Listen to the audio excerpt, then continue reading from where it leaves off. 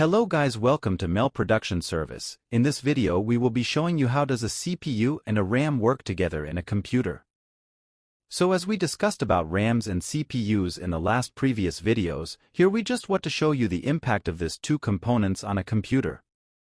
So guys, if you haven't watched videos based on CPUs and RAMs, there is a link in description. This is just for you to get much more information about these two components. So the CPU works by processing and decoding instructions received from RAM.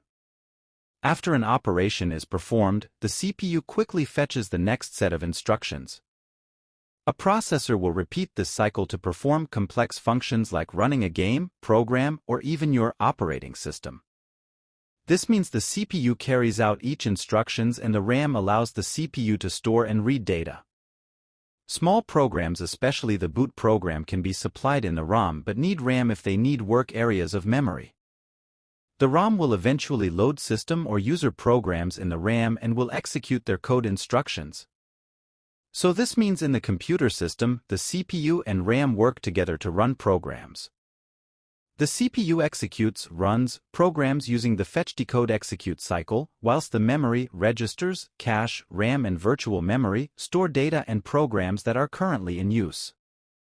Okay guys, so that's all for today, and in the next video I will be showing you components that are connected to a motherboard, which are called BIOS and CMOS, and please do not forget to click subscribe button, and thank you for watching this video.